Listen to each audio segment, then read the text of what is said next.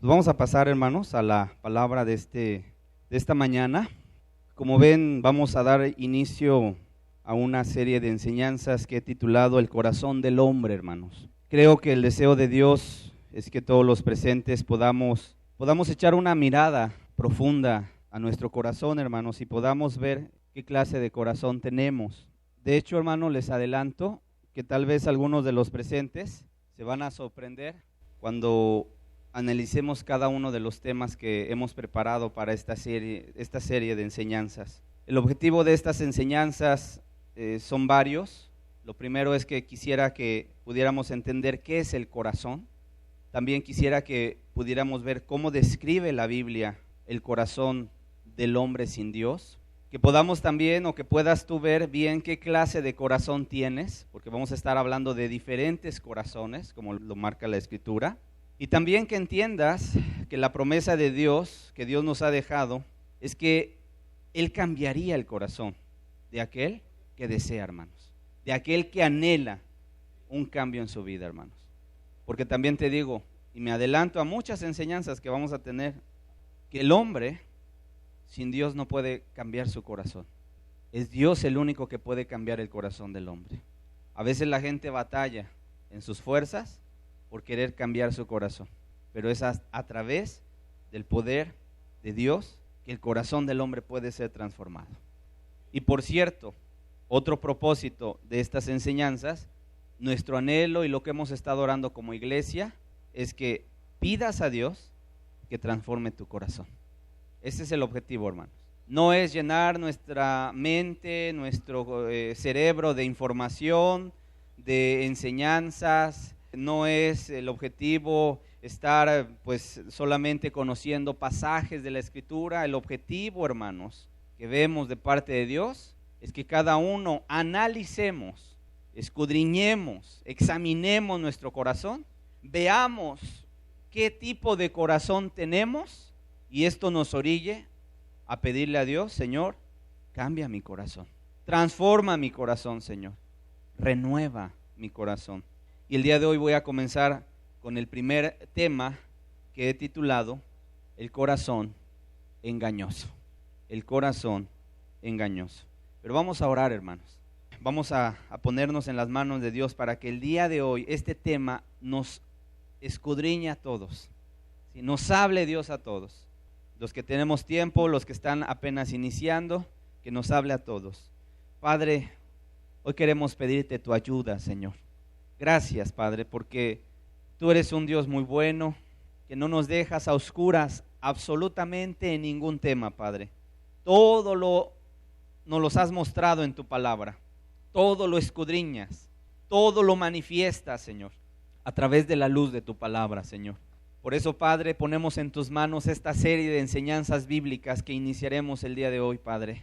Y ponemos en tus manos también este mensaje que sé que tú has dado para que se predicara el día de hoy, Padre. Porque en tu corazón hay un deseo ardiente, ferviente, que el hombre se vuelva a ti, Señor. El hombre entienda su verdadera condición delante de ti y se abalance, se arrodille, anhele tu presencia en su corazón, Padre. Pero te pedimos, abre nuestros ojos, quita el sueño, quita el cansancio, quita las distracciones. Aún toma control, Padre, de los micrófonos, del sonido, de todo, Señor, lo eléctrico, Padre. De tal manera que tu palabra caiga en los corazones, en buena tierra, dice tu palabra, Señor, para que traiga su fruto a su tiempo. Todo esto te lo pido en el nombre precioso de Jesús. Amén, Señor. Amén, Señor. ¿Qué es el corazón, hermanos? Vamos a comenzar por definir qué es el corazón.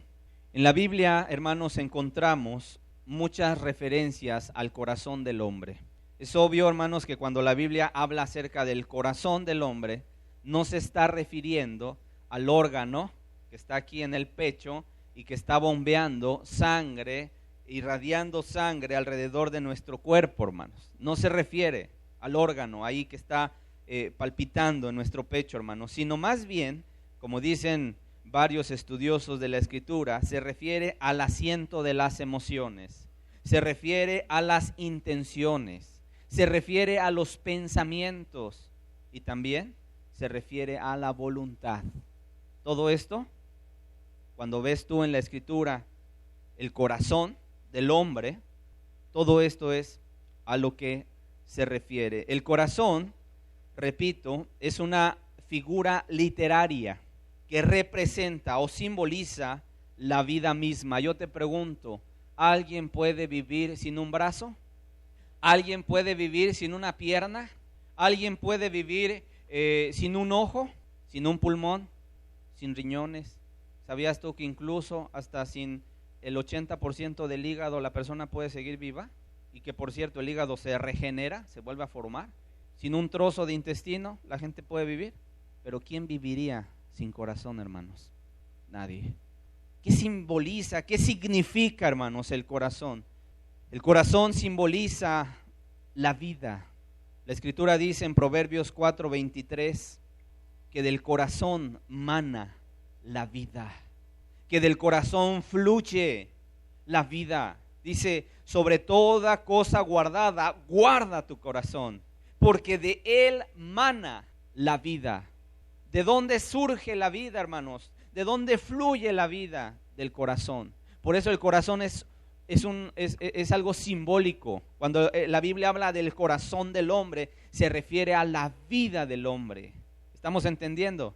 A la vida del hombre. Por lo tanto, hermanos, entendamos que cuando la Biblia habla del corazón del hombre, metafóricamente, simbólicamente, se refiere a la vida del hombre representada a través de sus intenciones, de sus motivaciones, de sus pensamientos y de su voluntad o de sus decisiones, como también se puede definir la voluntad. ¿Qué es la voluntad? Lo que tú decides. Amén. Ahora bien, hermanos, también la Biblia, cuando habla del corazón del hombre, lo describe de diferentes maneras. Por ejemplo, en la Biblia encontramos que habla del corazón engañoso, del corazón perverso, del corazón endurecido, del corazón rebelde, del corazón de piedra. Pero también vemos la contraparte de un corazón de carne, un corazón quebrantado, un corazón puro, un corazón limpio. ¿No es una de las bienaventuranzas? Bienaventurados los de limpio corazón. ¿Por qué? Porque ellos verán a Dios. Pero solamente ellos, hermanos. ¿Quiénes? Los de limpio corazón. Y esa es una enseñanza que vamos a dar, si Dios nos presta la vida, en próximos domingos, hermanos. Pero el día de hoy vamos a analizar el tema del corazón engañoso. Y el objetivo, repito, es que cada uno de los presentes podamos echar una mirada concienzuda, honesta, transparente, cada quien revisando su corazón para ver cómo está delante de Dios. ¿Cómo está su corazón delante de Dios? Vamos a abrir la Escritura, hermanos, por favor, en dos pasajes. Proverbios capítulo 23, verso 26. Proverbios capítulo 23, verso 26. Dice aquí la Escritura: dame, hijo mío, ¿tú qué? Tu corazón, y miren tus ojos por mis caminos. Dame, hijo mío, dice, tu corazón, y miren tus ojos por mis caminos. Ahora abramos Jeremías 29, verso 13, hermanos. Jeremías 29, verso 13. Qué impactante es, hermanos, entender esto. Ir descubriendo lo que Dios busca, hermanos, en medio de nosotros, lo que Dios busca de ti. Dice, y me buscaréis, y me hallaréis. ¿Por qué? Porque me buscaréis de todo vuestro corazón. En estos dos pasajes, hermanos, de la Escritura, nos demuestra claramente qué busca Dios de ti. Y yo te pregunto, ¿qué busca Dios de ti? ¿Tu dinero? ¿Tu casa? ¿Tus cuentas en el banco? ¿Tus terrenos? ¿Tus carros? ¿Tus bienes materiales? No. Busca de ti a lo mejor un rato de tu vida, tu tarde libre, tus días de vacaciones, tus años de jubilado. No, hermanos. ¿Sabes qué busca Dios de ti? Tu corazón. Dame, hijo mío, tu corazón. En otras palabras, menuda cosa pide Dios de nosotros, ¿verdad? ¿Qué pide Dios de nosotros? Toda nuestra vida. Todo lo que somos, hermanos, lo que pensamos, lo que decidimos, nuestras emociones, nuestros pensamientos. Dice, dame, hijo mío, tu corazón. Y Él, de hecho, se compromete que aquel que lo busca de todo su corazón, lo va a encontrar. Dice, me buscaréis y me hallaréis porque me buscaréis de todo vuestro corazón. Cualquier gente que diga es que yo no he encontrado a Dios, yo te doy la respuesta. ¿Sabes por qué no has encontrado a Dios? Porque no lo has buscado de todo tu corazón. El día que lo busques de todo tu corazón, ese día lo vas a encontrar. Porque aquí está escrito, y Dios no miente, hermanos. Dios no es hombre para que mienta, ni hijo de hombre para que se arrepienta. ¿Estás de acuerdo? Si Él dice, me vas a buscar y me vas a encontrar, pero la condición es que me busques de todo tu corazón. No de la mitad de tu corazón, no de 3/4 partes de tu corazón, no del 89, 99% de tu corazón, de todo vuestro corazón. Entonces lo vas a encontrar. Entonces lo vamos a encontrar, hermanos. Y menos que esa clase de amor, Dios no quiere, hermanos. Menos que esa clase de amor, Dios no se merece. Él merece lo mejor de nosotros. ¿Estás de acuerdo? A veces la gente le entrega sus mejores años de vida al trabajo. Y ahí está la gente trabajando en fábricas, siendo un obrero, trabajando de sol a sol, hermanos. Conocido gente. En una ocasión una jovencita incluso decía, mamá, ¿y dónde está el Señor que nos mantiene? ¿Y quién es el Señor? Mi papá, ¿dónde está? O sea, se había convertido solamente en el Señor que los mantiene. Hay gente que así se pasa toda su vida en el trabajo y da sus mejores años, hermanos. Cuando verdaderamente quien merece nuestros mejores años, ¿sabes quién es? Es Dios. Nuestra fortaleza es para Dios. Nuestro tiempo, hermano, lo que tenemos y lo que somos es para nuestro Dios. Por eso la gente hoy no encuentra a Dios, porque no lo busca de todo su corazón. Amén. Ok. Sin embargo, hermanos, justamente aquí es donde nos encontramos con una triste realidad. Porque se oye muy bonito, ¿verdad? Que la persona entregue a Dios todo su corazón. ¿Sabes qué hace la persona? Hay una triste realidad. El corazón del hombre es terrible. Y no lo digo yo, lo dice la Escritura, hermanos. El corazón del hombre es terrible. Vamos a ver cómo describe Dios el corazón del hombre. Jeremías 17, por favor. Libro del profeta Jeremías, capítulo 17, verso 9 y verso 10.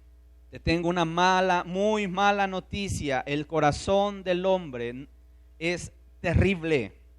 Mira cómo ve Dios a la humanidad, cómo ve Dios el corazón del hombre desde los cielos. Dice, engañoso es el corazón más que todas las cosas.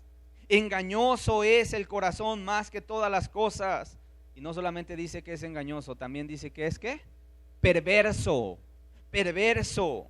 ¿Quién lo conocerá? ¿Quién conocerá la doble intención que hay en ocasiones en el corazón del hombre? ¿Quién conocerá las intenciones más recónditas del corazón del hombre que son para el mal? ¿Sabes quién las conocerá? El verso 10 dice, yo Jehová. Dios conoce las intenciones del corazón, hermanos. Dios sabe por qué el hombre viene a este lugar a escuchar palabra de Dios. Dios sabe por qué el hombre se arrima a tal mujer. ¿Cuál es su intención verdadera? Dios sabe por qué la gente se dice que busca a Dios. Dios sabe la intención del corazón. Dice, yo Jehová, que escudriño la mente, que pruebo el corazón, dice, para dar a cada uno según su camino, según el fruto de sus obras. Dios escudriña, hermanos, la mente y escudriña el corazón. Para el hombre todos los caminos son limpios, en su propia opinión, ¿cierto o no? Dice la Escritura. Pero Dios pesa las intenciones, Dios pesa los espíritus, Dios mira con qué intención la persona se acercó a hacer tal cosa, hermano. ¿Sabías tú que incluso hay gente que en ocasiones aparentemente va a ayudar a otra persona, pero con el objetivo de sacarle un provecho? ¿Sabías tú eso? Hay gente que en ocasiones extiende la mano para ayudar al necesitado, pero a cambio de algo, hermanos. No siempre es así, pero digo, hay dobles intenciones. Aparentemente la persona se ve muy piadosa y anda repartiendo comida aquí y anda repartiendo comida allá, pero es con un objetivo equivocado. Es con un objetivo equivocado. Por eso dice la Escritura, engañoso es el corazón y perverso, hermanos. Una descripción del hombre que su corazón es engañoso y es perverso. La palabra engañoso se traduce de una palabra griega que también se puede traducir como fraudulento o torcido. Fraudulento o torcido. Quiere decir que las intenciones del hombre son engañosas, son torcidas, son fraudulentas. Siempre quiere sacar ventaja, siempre quiere sacar provecho de los demás. Y esto lo vemos desde el libro de los comienzos, hermanos. Vamos a abrir la escritura en Génesis capítulo 6. Desde el momento de la creación, allá en el libro de Génesis, se habla de una atrocidad universal que llegó a lastimar el corazón de Dios. Inmediatamente después de la caída de Adán y Eva, cuando comenzaron a multiplicarse los hombres sobre la tierra, dice la escritura, hermanos, que también comenzó a multiplicarse la maldad de ellos. Y dice la escritura en Génesis 6, verso 5, verso 6, y vio Jehová, ¿verdad que Dios sí ve? Sí, aquí dice que vio Jehová que la maldad de los hombres era mucha en la tierra. Y no solamente la maldad, dice, y que todo designio de los pensamientos del corazón de ellos era de continuo solamente el mal. ¿Qué significa que todo designio de los pensamientos del corazón? Quiere decir que siempre estaban ideando cosas en su corazón, en sus pensamientos, en sus intenciones, para mal, para delinquir, para pecar, para infringir la ley, hermanos. Verso 6, a consecuencia de que Dios veía los corazones del ser humano y lo único que miraba era maldad, y que todo designio de sus pensamientos, de su corazón, era de continuo solamente el mal, dice, y se arrepintió Jehová de haber hecho hombre en la tierra. Palabras duras, hermanos, y fuertes. Dice, y le dolió en su corazón. Yo nada más quiero que aquí quede bien asentada esta verdad, hermanos. El pecado del hombre le duele en el corazón de Dios. El pecado del ser humano daña, lastima, lacera el corazón de Dios. Alguien puede decir, no, pues yo con mis pecados no le hago mal a nadie. Claro que sí. Y al primero que se le hace es a Dios. Y Él se duele. Cuando vio la maldad de los hombres, que era mucha en la tierra, dice, le dolió. Y no solamente dice eso, dice, y se arrepintió Jehová de haber hecho hombre en la tierra. Imagínate, hermano. A partir de la caída, nosotros podemos entender que la naturaleza humana quedó inclinada al mal. La naturaleza humana, después de la caída allá en Edén, quedó inclinada al mal. ¿Acaso Dios creó un cuerpo pecador? Te pregunto, ¿verdad que no? Dios no creó una naturaleza pecaminosa, pero sí creó hombres y mujeres libres de voluntad, personas libres en sus decisiones, para escoger lo bueno o para escoger lo malo. ¿Qué le dijo Dios a Adán y a Eva? Mira, de todo árbol vas a poder comer, pero no vas a poder comer excepto de un árbol, el árbol que está en medio del huerto, el árbol de la ciencia del bien y del mal, porque yo te digo que el día que de él comieres ciertamente morirás. Había una prohibición y el hombre, Adán y Eva, tenían la capacidad otorgada por Dios, el libre albedrío, como algunos le llaman, la voluntad, la libre decisión de decir es correcto, Dios me está diciendo y me está mandando y me está prohibiendo abstenerme de comer de este fruto. Y lo voy a hacer, no voy a comer. Ellos tenían la capacidad, hermanos. Como también años después, siglos después, le dijo Dios, también ahí lo puedes leer en Deuteronomio 30, te lo dejo de tarea que lo leas, le dijo al pueblo de Israel, mira, yo he puesto delante de ti el camino de la vida o el camino de la muerte. Y dice, decide pues, yo te insto a que decidas, a que te inclines por el camino de la vida para que vivas tú y tu descendencia. Pero tú decides, ¿cierto o no? Entonces, Dios sí crea hombres y mujeres libres de voluntad. Sí crea personas libres en sus decisiones para escoger lo bueno o lo malo. Y desde que el hombre nace, hermanos, desde que el hombre nace, a causa de la caída en el huerto con Adán y Eva, el hombre está inclinado al pecado. Sí hay una inclinación al pecado, hermanos.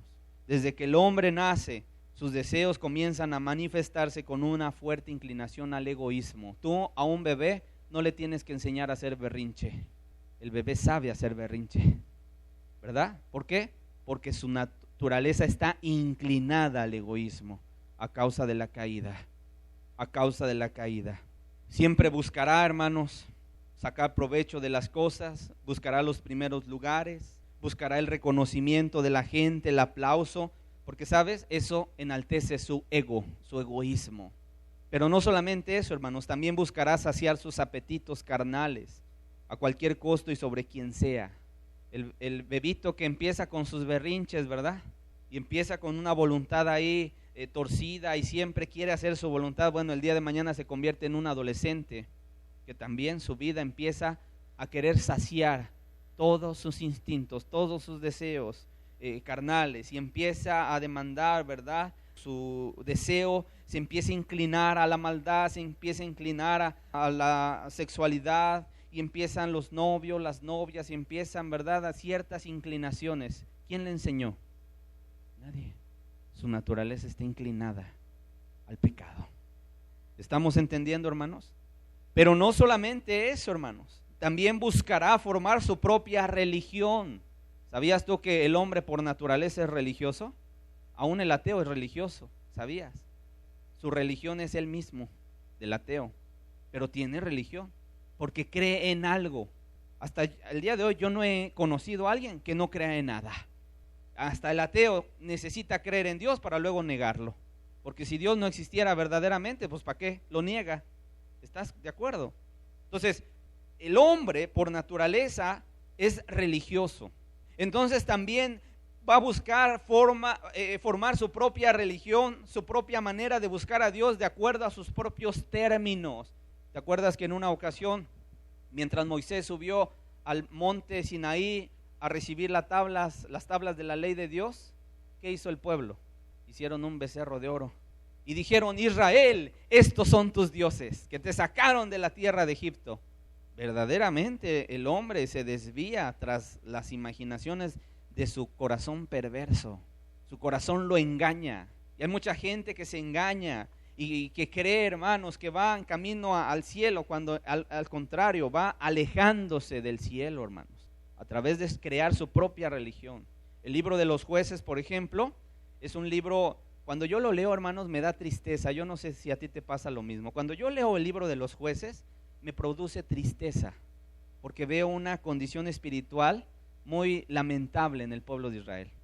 ¿Y cómo concluye el libro de los Jueces? Dice: en Israel no había rey en aquel entonces, cada quien hacía lo que bien le venía en gana. Eso es tremendo, hermanos. La gente era para sí misma, ¿verdad?, la que dictaba su ley, la que dictaba lo que regía su propia conciencia. Pues si para ti el robar no es malo, no te preocupes, para ti no es malo, está bien, te respetamos. Pero si para ti mentir no es malo, pues también respétame. Y el día de hoy, sí o no, toda la sociedad va en camino hacia allá, hermanos, a que cada quien sea su propio juez. A mí no me juzgues, porque si para mí es bueno, entonces para mí es bueno. Aunque para ti sea malo, para mí no. Y entonces todo es relativo. Todo es de acuerdo al cristal con que se le mire. Y no, hermanos, hay leyes absolutas, las cuales Dios ha puesto para nosotros. Amén.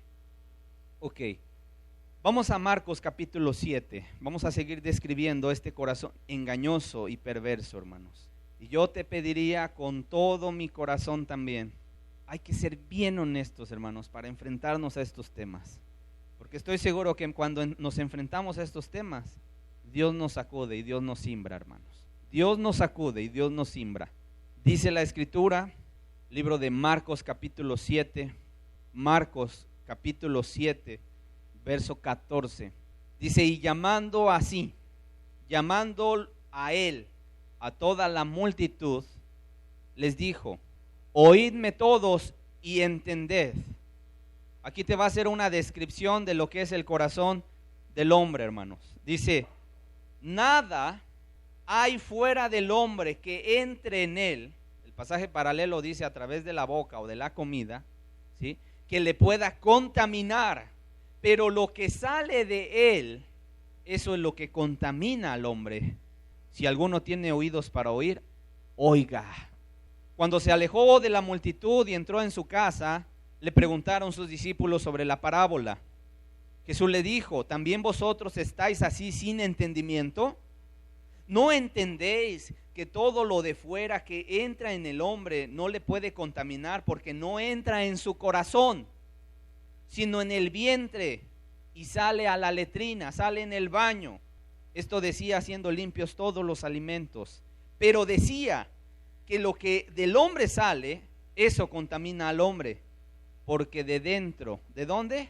Del corazón de los hombres salen los malos pensamientos, los adulterios, las fornicaciones, los homicidios, los hurtos, las avaricias, las maldades, el engaño, la lascivia, la envidia, la maledicencia, la soberbia, la insensatez. Es decir, todo pecado se origina, ¿dónde? En el corazón del hombre. Todo pecado, toda maldad se origina en el corazón del hombre. Hay tres fuentes de pecado, hermanos, donde se origina el pecado. Satanás es uno de ellos, el mundo es otro de ellos, y el corazón del hombre. Dice, todas estas maldades de dentro salen y contaminan al hombre. Aquí yo lo único que veo es un pronunciamiento revolucionario, hermanos, para la época. Los judíos, para que tú puedas entender el contexto en el cual está dicho estas palabras, que vinieron a sacudir las conciencias de la gente, los judíos habían sido enseñados a que habían ciertos animales que no se podían comer, ¿verdad?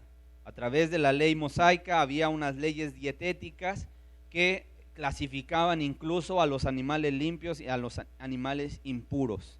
Y entonces la gente no comía ciertas carnes de animales, el cerdo, el conejo, los mariscos, porque decía, es que esos son impuros y yo no me quiero contaminar. Así que la gente se abstenía de comer cerdo para no ser contaminada. Pero ¿sabes qué? No se abstenía de los chismes, de las murmuraciones, de la amargura, del robo y de la mentira. Entonces ellos andaban bien errados porque decían, no comí cerdo, ando limpio, cuando en sus corazones se maquinaba pecado, se maquinaba maldad. Por eso el Señor Jesucristo pone en orden, hermanos, las cuestiones espirituales o las cuestiones que tienen un carácter moral. Dice Cristo, miren, nada de lo que entra al hombre puede contaminar al hombre, pero lo que sale del hombre, eso contamina al hombre, porque sale del corazón, de su intención, sale de su voluntad, sale de sus pensamientos, y eso es lo terrible, lo que hace el pecado terrible, hermanos. Incluso, hermanos, los discípulos no entendían porque ellos habían sido educados bajo la ley mosaica. Entonces le dijeron, Señor, explícanos qué quieres decir, ¿cómo que lo que entra no contamina? Entonces el Señor Jesucristo fue más enfático y le dijo, todo lo que sale del hombre es lo que contamina al hombre, porque sale de su corazón. Más claro, ni el agua, hermanos, más claro ni el agua.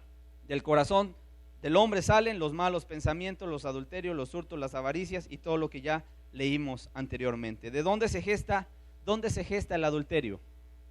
En el corazón. ¿Dónde se gesta el homicidio? En el corazón. ¿Dónde se gesta la avaricia? En el corazón, hermanos. Para que el hombre pueda llegar a cometer un adulterio, primeramente debió haber codiciado con sus ojos a una mujer. ¿Sabías eso? Vamos a ver Mateo capítulo 5, por favor, verso 27. Estamos describiendo, hermanos, el corazón engañoso, el corazón perverso del ser humano. Mateo capítulo 5, verso 27.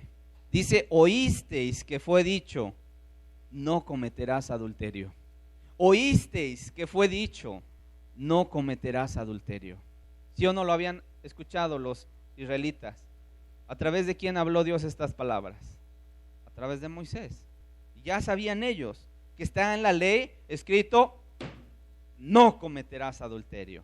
Ok, ellos lo tenían claro. Dice, pero yo os digo, fíjate con qué autoridad hablaba el Señor Jesucristo.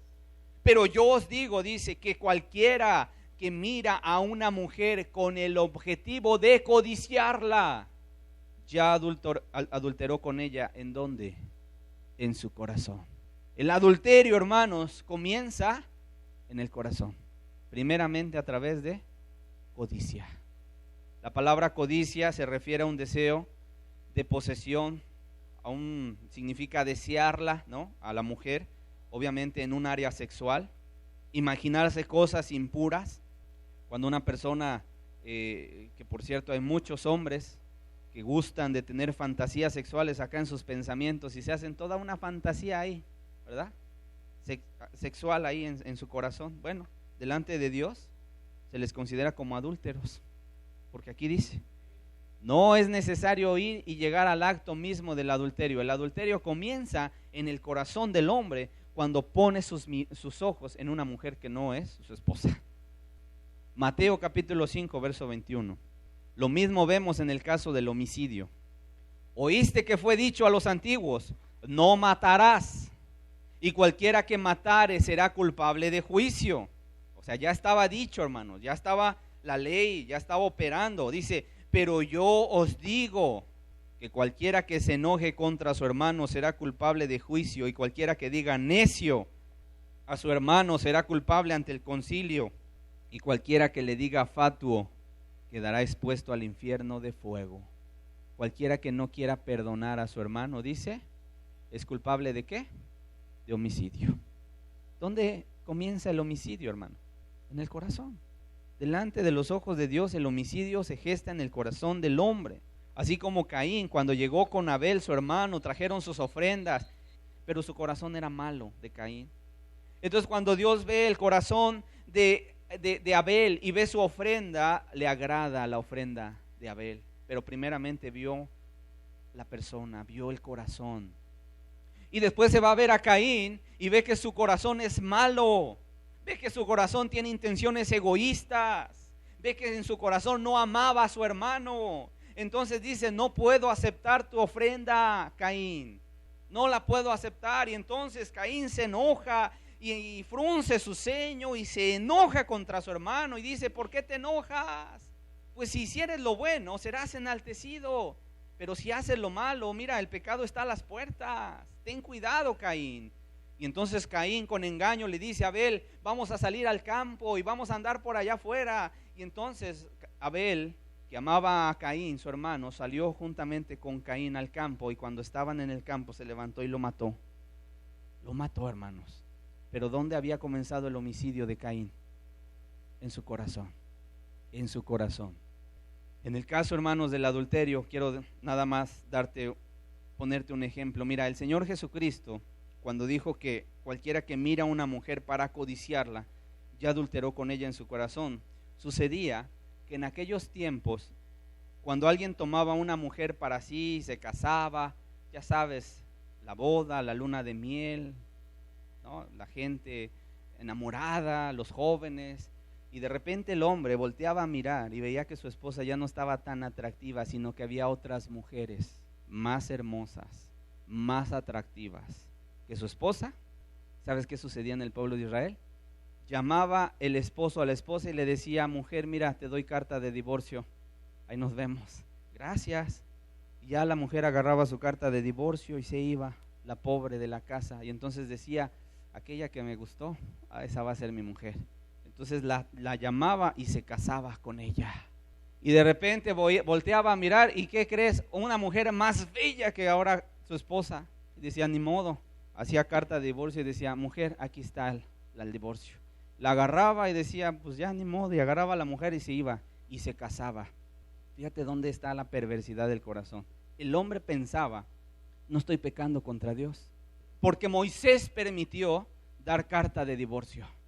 Y entonces el hombre creía que se podía casar y estarse divorciando con cuanta mujer quisiera. De todos modos no pecaba contra Dios, porque a todas les daba carta de divorcio. Por eso Jesús dijo, el que mira a una mujer para codiciarla. O sea, ¿qué es lo que hace el Señor Jesucristo? Corta, hermanos, con las intenciones del corazón. Se va al corazón. No pongas tu mirada en otra mujer que no sea tu esposa, porque si lo haces, estarás adulterando ya con ella. Imagínate cómo le habrá caído a aquel que ya tenía 4 o 5 mujeres divorciadas, ¿verdad? Y que vivía ahora con otra. ¿Cómo es el corazón perverso y engañoso? No, pues no estoy pecando, no estoy en adulterio, porque me divorcié. Y por eso el Señor Jesucristo tuvo que explicarle a la generación de su época, porque se acercaron y dijeron, pero es que Moisés mandó dar carta de divorcio a la mujer cuando es repudiada. Y dijo Jesús, no, porque en el principio no fue así. porque en el principio varón y hembra los creó, y lo que Dios unió, que no lo separe el hombre. Ahí estaba, dice el Señor Jesucristo, levantando el matrimonio y poniéndolo en el lugar que debe de estar, hermanos. Porque el hombre trata de engañarse a sí mismo y engañar a Dios y decir, no pasa nada, Señor, no pasa nada, no pasa nada, estoy limpio, voy camino al cielo. Yo te pregunto, ¿no el corazón del hombre es engañoso y perverso? Engañoso más que todas las cosas. Hay que tener cuidado, hay que tener mucho cuidado. Vamos a ver, hermanos, para finalizar esta enseñanza del corazón engañoso y perverso, el caso de David. Te dejo de tarea que leas todo el capítulo 11 de Segunda de Samuel, por favor, en casa. Ahora que regreses a casa, revísalo con calma, lee completamente. Habla el capítulo 11 de Segunda de Samuel de el pecado de David, cuando David pecó codiciando a Betsabé. Te voy a resumir y voy a hablar solamente algunos versículos para que vayamos entendiendo qué fue lo que pasó, hermanos. Todo se centra, cuando en una ocasión, mientras fue el tiempo en los cuales los reyes salían a la guerra, dice la escritura en 2 de Samuel 11:1, que David se quedó en su casa, que él no fue a la guerra, que él no fue a luchar las batallas de Dios, sino que él se quedó en su casa, mandó a su ejército, cuando él tenía que haber ido al frente de la batalla con el estandarte, con la bandera, ¿verdad? Y pelear las batallas de Dios. Bueno, él se quedó en su casa, empezó a darse permisitos, empezó a permitirse faltas de compromiso, dejó de lado sus obligaciones. En otras palabras, ¿qué vemos? Un David que estaba ya en un declive espiritual. Estaba ya en un declive espiritual. Y ojo, hermanos, al estar hablando acerca del corazón engañoso, no solamente tenemos que pensar que es el corazón de la persona que no conoce a Dios. Aún en medio de los que caminamos siguiendo a Cristo, si nos descuidamos, un día también podemos caer en estas trampas de tener un corazón engañoso y perverso, como lo vamos a ver en el caso de David. Ok, dice la escritura que un día, por la tarde, al caer la tarde, David se levantó de su lecho. ¿Qué hacía David dormido a altas horas de la tarde? Pues obviamente estaba de flojo, hermanos. Obviamente estaba de ocioso. Y entonces se levanta de su lecho y comienza a pasearse por el terrado del palacio real y observa hacia abajo y ve a una mujer que se estaba bañando. Una mujer desnuda, una mujer que se estaba bañando, hermanos. Y por cierto, la mujer era hermosa. Era una mujer hermosa. Y pregunta a David inmediatamente quién era aquella mujer. Y para su desdicha, la mujer estaba casada.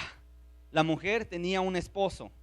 Y sabes, para su desdicha, su desgracia, y lo digo entre comillas, hermanos, estoy ironizando, obviamente, el esposo era uno de los mejores soldados que tenía David, que se llamaba Urías. Y por cierto, Urías eteo, no era del pueblo de Israel. Este hombre era muy apreciado, ¿sí?, porque había abrazado al Dios de Israel. ¿Te acuerdas de Ruth? Ruth, ¿qué era? La moabita. ¿Qué le dijo Ruth a Noemí? Tu Dios será mi Dios. Noemí, yo veo algo en ti y yo quiero que ese Dios que te habla a ti y que te ama a ti, me hable a mí y me ame a mí.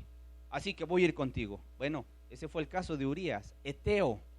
No era judío, pero se convirtió al pueblo de Israel por estar con el Dios de Israel, hermanos. Nada más te lo dejo para que lo vayamos entendiendo. Ok, entonces, para su mala suerte, para su desdicha de David, le informan, la mujer está casada. Y el esposo de esta mujer, que se llama Betsabé, es Urías, uno de tus soldados. Sin embargo, David era el rey, ¿no? Dice David, ¿y? Tráiganla. Y entonces fueron por Betsabé, hermanos. La llevaron al palacio real, la metieron a la cámara del rey. Imagínate toda la gente observando ahí. obviamente, meterla a la habitación del rey, sabía pues que pues, a qué iba, ¿no? O a qué la llevaban. Entonces llega Betsabé y David adultera con ella. Y ya, adulteró y le dijo, bueno, gracias, ya se puede ir. Sale Betsabé, se va a su casa seguramente con un corazón quebrantado, dolido, despedazado, hermanos, pero obviamente entendemos que la había mandado a traer el rey. Y al poco tiempo le manda a decir a David, estoy embarazada. Así como diciendo, yo no sé qué vas a hacer, pero quedé embarazada. Yo me puedo imaginar, hermanos, un David que cuando escuchó eso, empezó a sudar frío, hermanos. Y empezó a que todo le daba de vueltas. Y empezó a no pegar el ojo en la noche. Y también empezó a idear un plan perverso y malévolo. Con engaños fue traído el esposo de Betsabé. Después de haber estado seguramente David inquieto ahí en el palacio y la gente le preguntaba, ¿qué pasa, rey David? No se preocupen, estoy bien. Pero él tronándose los dedos, ¿qué voy a hacer? Esta mujer está embarazada, la ley dice, y él sabía la ley, que a los adúlteros los tenían ¿qué? Apedrear. ¿Qué voy a hacer ahora? ¿Cómo voy a encubrir esta falta? ¿Cómo voy a encubrir este pecado? Ya estaba, este error a lo mejor le llamaba, ¿no? Y estaba tronándose los dedos, angustiado David, y dijo, ya sé. Y con engaños le manda a decir a Joab, su capitán, mándame a Urías. Y cuando llega Urías, le dice, aquí estoy, mi señor el rey. Y le pregunta David, ¿cómo va la guerra? Cuéntame, ¿qué pasa con la guerra? Y ya Urías empieza a explicarle y le dice, ok, está muy bien, pues vemos que ahí vamos luchando contra el enemigo. No te preocupes, desciende a tu casa. Vienes de camino, desciende, lava tus pies, desciende a tu casa, te es lícito. Y dice que Urías salió del palacio y se quedó a las puertas. No descendió a su casa, hermano. No descendió a su casa. Para su sorpresa, David le había mandado del banquete de la mesa real, ¿verdad? Para que llegara, el objetivo de David era, él va a llegar cansado, imagínate cuántas semanas ya tiene allá en el campo de batalla, pues de repente va a ver a su esposa y su esposa lo va a recibir, ¿verdad? Mi amor, ¿cómo has estado? Y pues van a estar juntos y pues se acabó ya el problema. El día de mañana que digan, ¿está embarazada? Pues sí, obviamente, Urías vino, ¿verdad? Urías vino. Y entonces se guarda y se oculta absolutamente todo. Lo que no pensaba David es que Urías era un hombre íntegro, hermanos. Urías era un hombre íntegro. Un hombre íntegro, hermanos. Date cuenta, nada más también hago un paréntesis, de cómo un pecado va a ir llevando a otro pecado. Para cubrir una falta se recurre a la mentira. Y para guardar esa mentira, entonces otra mentira. Y entonces otro pecado, que es la hipocresía. Y luego otro pecado, y otro pecado, y otro pecado. Con el objetivo, hermanos, de ir tapando e encubriendo las faltas. Sin embargo, entonces dice que lo mandó a su casa a descansar para que pues estuviera con su mujer, estuviera contento, durmieran juntos, y dice, aquí se acabó el problema. Sin embargo, lo que no contaba David es que Urías era un hombre honesto, responsable y temeroso de Dios. Ahorita vamos a ver el contraste de los dos corazones. Un hombre, hermanos, que entendía los compromisos que tenía sobre sus hombros. Vamos a 2 de Samuel, capítulo 11, en el verso 8 al verso 13. Dice, después dijo David a Urías, desciende a tu casa, lava tus pies. Dice, y saliendo Urías de la casa del rey, le fue enviado presente de la mesa real. Mas Urías durmió a la puerta de la casa del rey con todos los siervos de su señor y no descendió a su casa. E hicieron saber esto a David diciendo, Urías no ha descendido a su casa. Y dijo David a Urías, ¿no has venido de camino? ¿Por qué pues no descendiste a tu casa? Y Urías respondió a David, mira nomás el corazón de este hombre, hermano. Dice, el arca e Israel y Judá están bajo tiendas. El arca simboliza la presencia de Dios, hermanos. Dice, el arca de Dios, Israel, Judá, están bajo tiendas, están en el campo de batalla. Mi señor Joab y los siervos de mi señor en el campo. Y había yo de entrar en mi casa para comer y beber y dormir con mi mujer. Por vida tuya y por vida de tu alma, que yo no haré tal cosa. Hermanos, un compromiso sobre sus hombros de este hombre, de verdad que impacta. David no contaba con que este hombre era un hombre temeroso de Dios, un hombre responsable, un hombre que tenía una profunda lealtad hacia el pueblo de Israel. Decía, mis hermanos están allá en el campo de batalla, como ya ellos ahí, ¿verdad? Mal comiendo, estando acostados en el piso, yo voy a llegar y me voy a meter ahí con mi mujer. Dice, no, por vida tuya que no voy a hacer tal cosa. Y esta fue, hermanos, como una cachetada con guante blanco para David. Mientras David andaba preocupado ahí tronándose los dedos cómo encubrir o tapar un pecado terrible de adulterio, Urías, que vuelvo a repetir era como un discípulo suyo, le estaba mostrando la importancia de la hermandad, le estaba mostrando la importancia de la unanimidad, la importancia del compromiso, de no estar preocupado por lo terrenal, cuando estaba en juego muchas cosas más importantes que ir a dormir con su mujer. Yo pregunto, ¿le era lícito o no le era lícito? Claro que le era lícito, pero dijo, no, porque el arca está en el campo de batalla, yo no voy a ir a dormir con mi mujer. ¿Sabes a cuántos kilómetros estaba la casa de Urías del palacio? Estaba a unos pasos, hermanos, la casa de Urías, pero él prefirió dormirse a la puerta del palacio real. ¿Sí nos damos cuenta del contraste? ¿Te das cuenta del tipo de corazón que tenía David? Engañoso, perverso, habiendo quebrantado la confianza que Urías le había depositado y de haberle pagado con una infidelidad, haberle quitado a su mujer. Tremendo, hermanos, el pecado. ¿Te das cuenta del tipo de corazón de Urías? Preocupado por el arca, preocupado por sus hermanos que estaban allá en el campo de batalla luchando contra los enemigos de Dios. Es algo tremendo. David estaba preocupado porque su plan A no había funcionado. Entonces ahí yo puedo imaginarme un David seguramente angustiado, se la pasaba en la noche sin pegar un ojo, ¿verdad? Ahí a lo mejor hasta enfermándose ya de la colitis nerviosa, ¿verdad? De un estrés ahí, ¿por qué? Porque no estaba funcionando su plan. Y entonces dice, ya sé qué voy a hacer. En su ceguera le dice, bueno, ven, te invito a comer, Urías. Y llega Urías y empieza a comer y David lo empieza a emborrachar.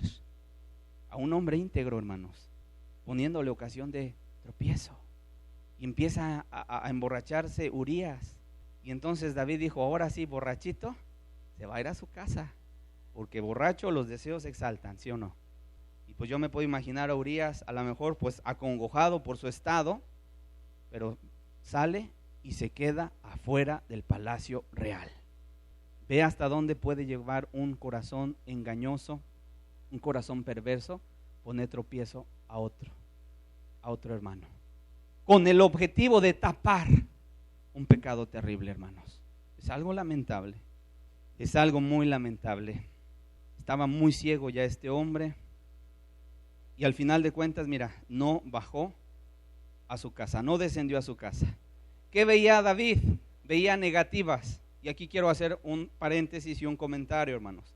A veces el hombre no se da cuenta de que esas negativas son de parte de Dios, para decirte alto, detente, no sigas, arrepiéntete. ¿Sí o no?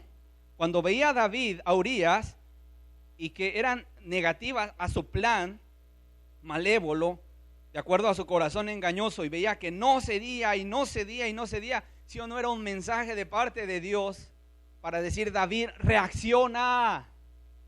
David, no sigas, arrepiéntete, confiesa tu pecado. Pero mira, a David dijo, ¿sabes qué?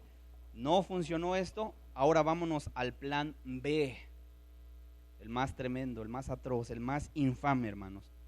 Como no funcionó el hecho de que bajara a descender a estar con su mujer, entonces David mandó matar a Urías. Escribió una carta a su general del ejército, donde le daba órdenes de poner a Urías al frente de la batalla, dice, en lo más recio. Y cuando estuvieran atacando los enemigos, dice, déjenlo solo para que sea herido y muera. Y lo más impactante, hermanos, es que esta carta, ¿sabes a través de quién la mandó? Del propio Urías. Y estoy seguro que ni siquiera le puso el sello real, nomás la mandó así dobladita, porque conocía a David, a Urías, que era un hombre tan íntegro que no iba a estar ahí chismeando a ver qué decía el rey. Y ahí llevaba el recado, Urías, que era su sentencia de muerte. Y llegó y le dijo, Joab, te manda esto el rey. Cuando Joab vio que Joab era un hombre perverso, un hombre sanguinario, terrible, era su capitán de su ejército, el general de su ejército de David, llega y ve Joab, inmediatamente dice, algo habrá hecho mi rey David, que quiere que mate a este hombre. Está bien, vamos a pelear contra este ejército enemigo. Urías, vente, vas a estar en lo más recio. ¿Soportas? Sí. Y se puso Urías a luchar, pero le había dado instrucción a sus demás soldados, cuando yo les haga una señal, retírense y dejen solo a Urías. ¿No te parece la peor canallada que pueda hacer un hombre? Y cuando estaban atacando los enemigos al ejército de Israel, da la orden Joab y el ejército se repliega, pero se queda solo Urías y lo matan.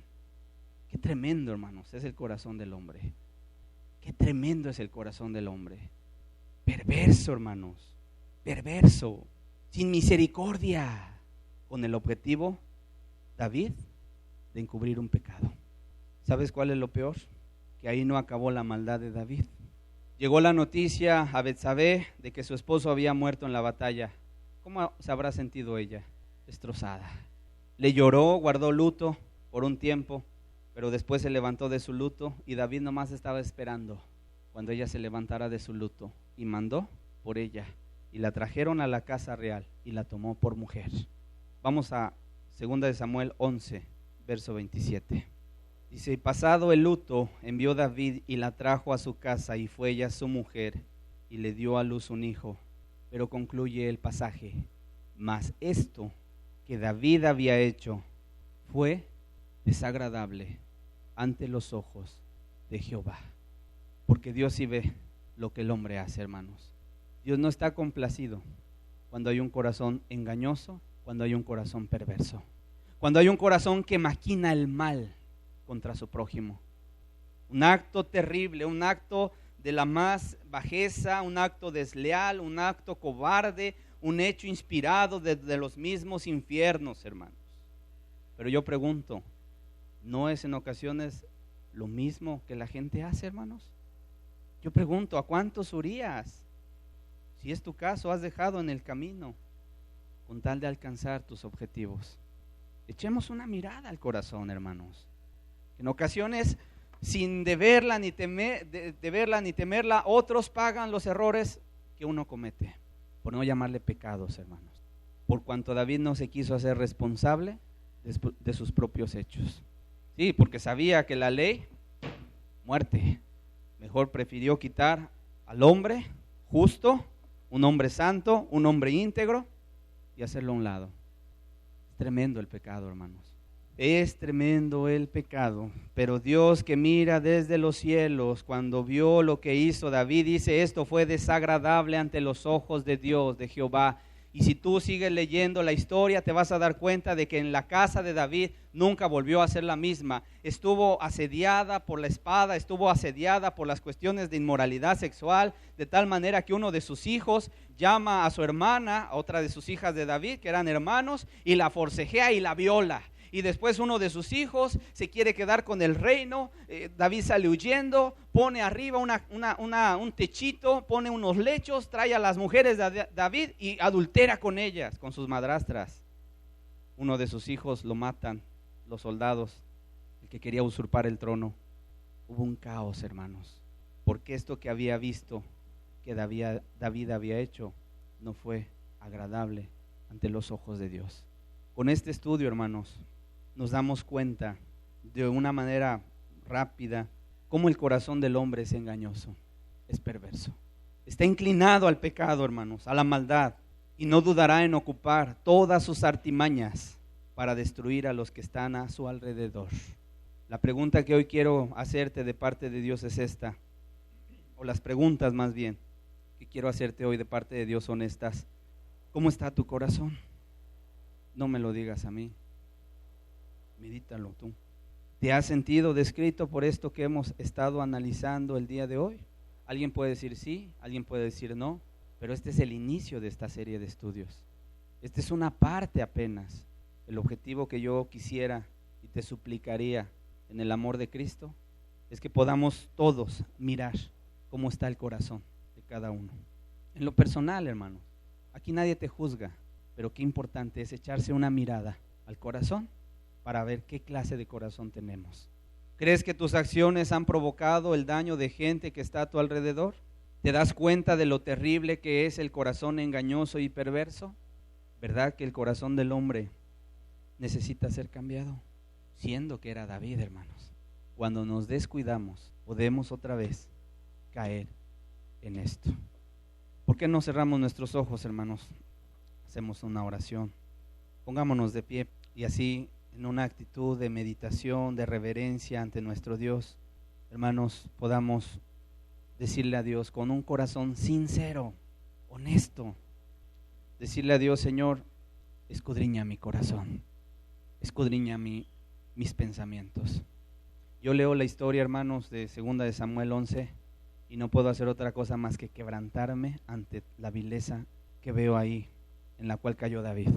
Pero también digo, ¿hasta dónde el hombre es capaz cuando su corazón le engaña de ir? De quitar cualquier obstáculo, llámese persona, llámese un hombre, una mujer, una persona que ama a Dios, con el objetivo tan solo de salirse con la suya.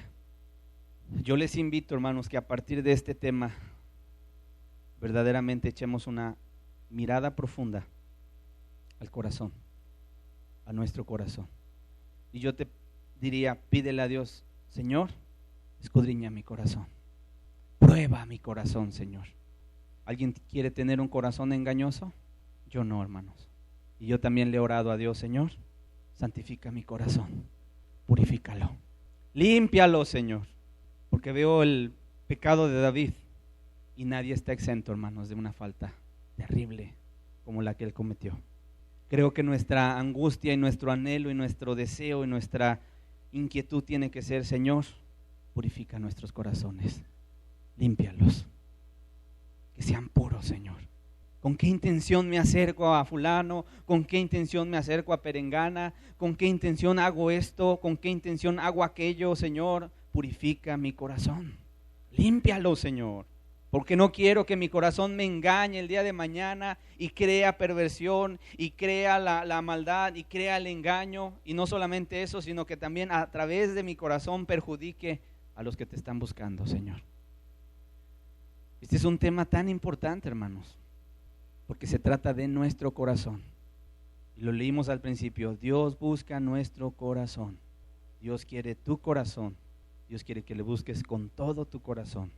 Padre, hoy te doy gracias, Señor, porque yo sé que tú has hablado, porque yo sé que tú eres el que quieres instruirnos, hablarnos, reprender, Señor, con el objetivo de limpiar, con el objetivo de quebrantar incluso el corazón duro, el corazón de piedra, Señor, en el cual a veces muchos ya se han metido, Señor. Yo pongo esta palabra en tus manos, Señor, y sigue haciendo la obra, Señor, en el corazón de cada uno. Que nadie se engañe en su propio corazón, que nadie lo engañe en su propio corazón, como un día David se engañó, Señor. Aunque es cierto, tuviste misericordia de él y le mandaste al profeta, le mandaste palabra para reprenderlo, y él despertó de su sueño, de su letargo. Pero Padre, hoy esta palabra es para advertirnos, para despertarnos del letargo, Señor, para sacudirnos, Padre. Y gracias por tu palabra, en el nombre de Jesús. Amén. Amén.